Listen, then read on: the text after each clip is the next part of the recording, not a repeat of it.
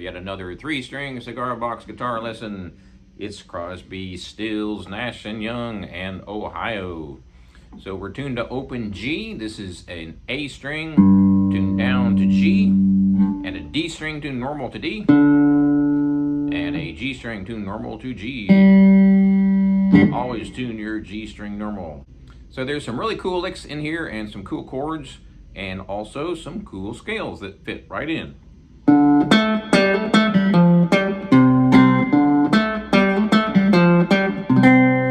So that's the main riff, and we're going to be starting on the 2nd string, and we're going to be on the 7th fret. And you're going to go down to the 5th fret and hammer back up to the 7th. I'm using my thumb and my first finger most of the time, sometimes my second finger.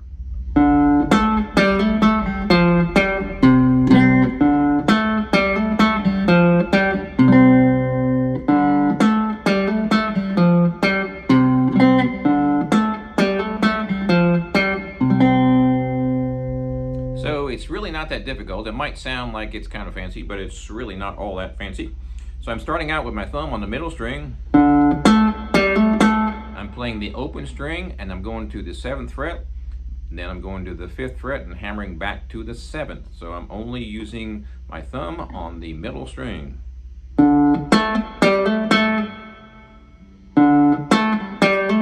that's a hammer on right here.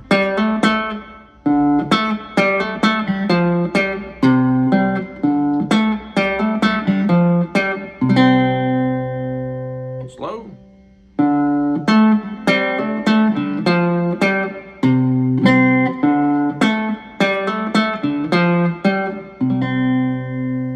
Even slower.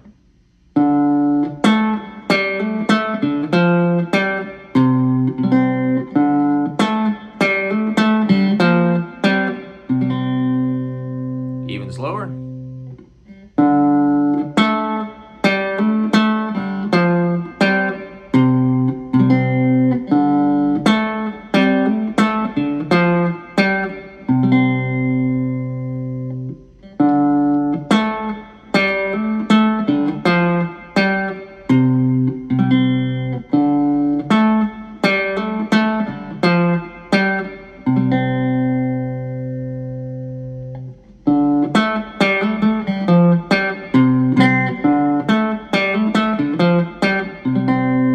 Using my thumb and first finger to the picking here, and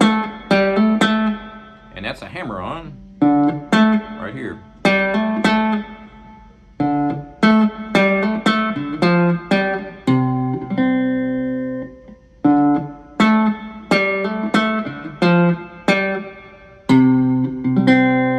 So I'm playing that whole chord right there on the 5th fret, and that chord is going to be G, A, B, C.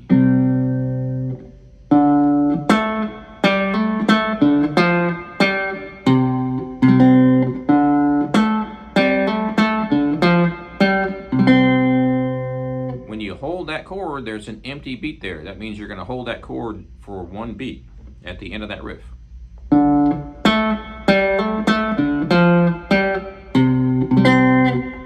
Right there.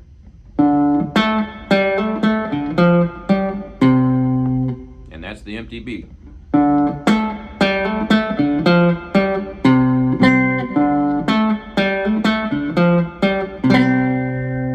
When I do that, that's your empty beat. Empty beat means you're holding the chord through that beat.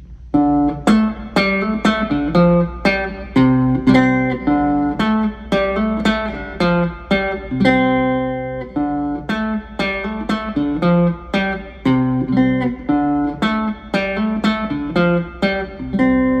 I'm using my thumb and first finger to do the picking. You can use whichever fingers you like. One more time.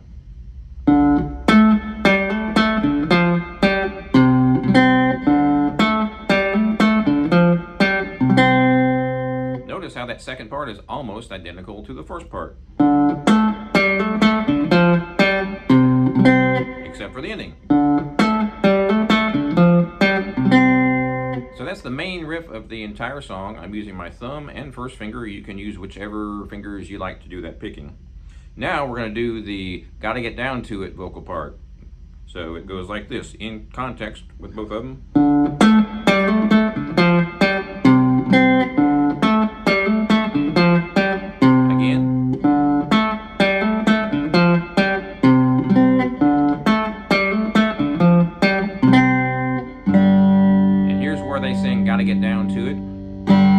Gotta get down to it. Soldiers are cutting us down. Should have been done long ago. What if you knew her and found her dead on the ground? How can you run when you know? And then you're going to slide up 2 more frets and you're back to that D chord. And that's the entire song. So it does the main riff, and then it does the chorus, and it does the main riff again for a verse, and then the chorus, and I believe it does a guitar solo at that point, which is under the main riff again, and then we do the chorus one more time. So let me show you a couple tricks with that part. You can get funky with it.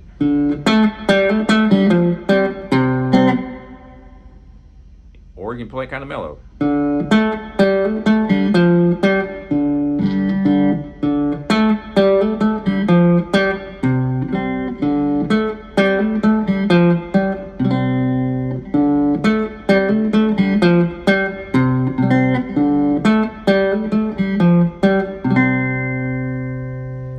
So you can do it mellow, or you can kind of do it more rocking like this.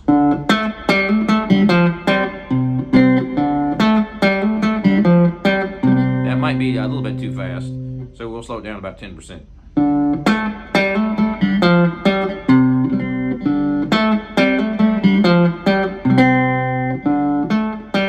So I'm only using my thumb and first finger, so up close on the right hand.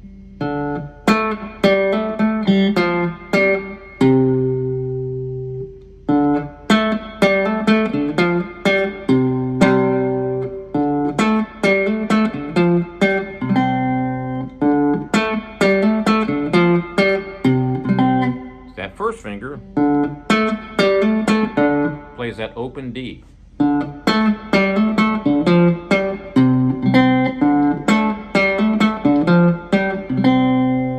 One thing that I rarely do is tell my students to play parts faster than the original song.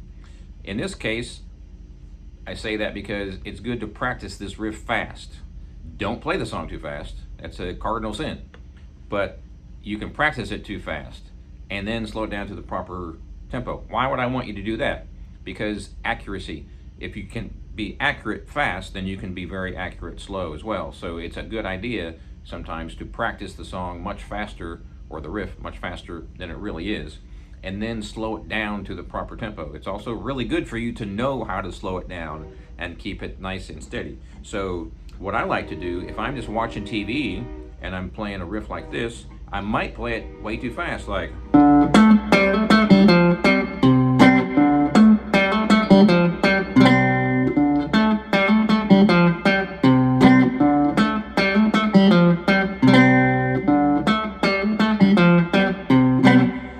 And that might spur you on to do some other more funky kind of music. But it really is a good idea to do it both ways, but remember what the actual tempo should be when you play it. There's nothing wrong with practicing it too fast, but make sure when you get up on stage and you play it, you are not too fast. It's a cardinal sin. All right, so when we do that part, that's the verse. But now when we get to the chorus, it's simply 2 chords. It's the open G. Gotta get down to it. Soldiers are cutting us down. Should have been done long ago. What if you knew her and found her dead on the ground? How can you run when you know? Then we slide up to the D chord.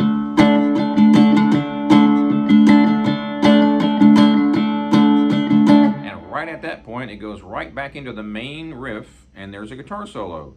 So this song is in the key of D minor. There's our D chord. So we can play the pentatonic right there. So first finger is going to be on 1/7 for this particular scale. And you've got 2 frets in between. So it's pinky 1, and pinky 1.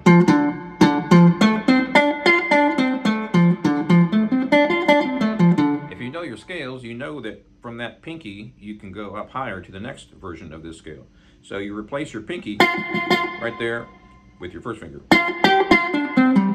And then you do this box. 3-1, 3-1, 3-1. Third finger, first finger, third finger, first finger, and third finger first. Now, if you want to extrapolate on that and add some more notes, play the in-between notes. Be careful with doing that too much because it might sound a little bit too jazzy.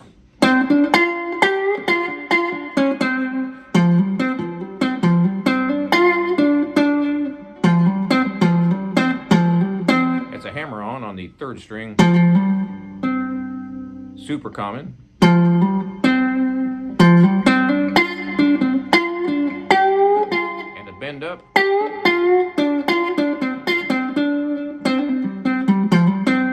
You'd be amazed, you would be totally amazed at what good solos you can play just with those 6 or 7 or 8 notes.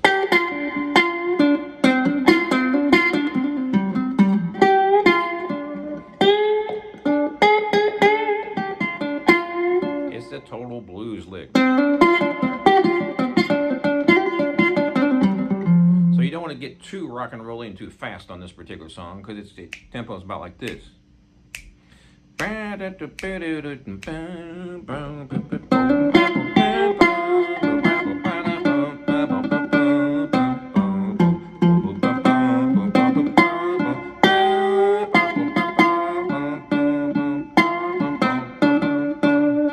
you get the idea.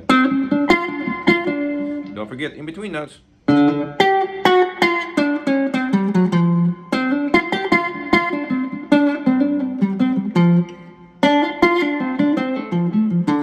Your other scale.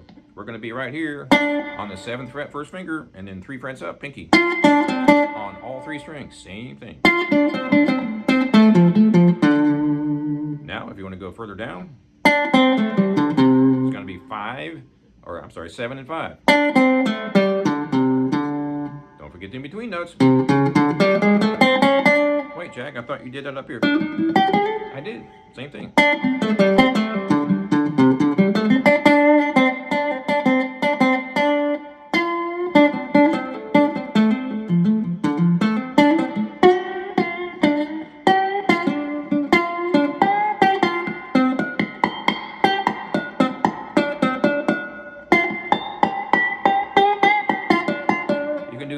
Pinch harmonics. There's a couple of lessons back I did this. I can't remember which one it was, but I was messing around and I was showing people how to improvise, and I did some pinch harmonics.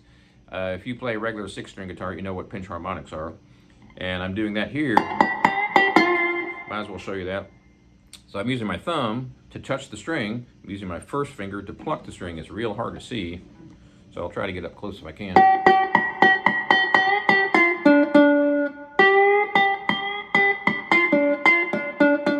So this part of my thumb, where it bends on the bottom side right there, is touching the string, the first string, which is the string I'm picking on.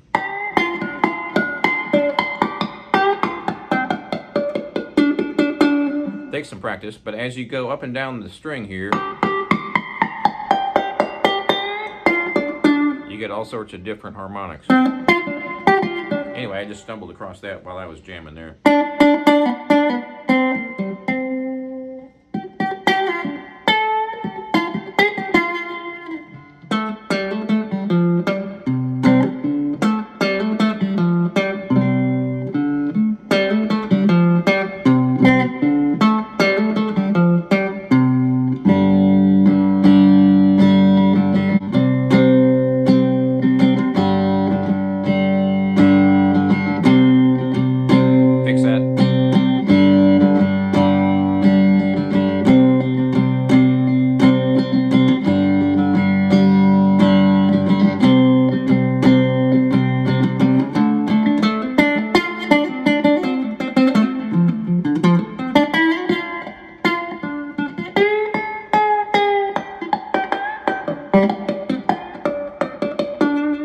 Have fun with that. Be sure and subscribe if you haven't already, and check out my website, jagshouse.com.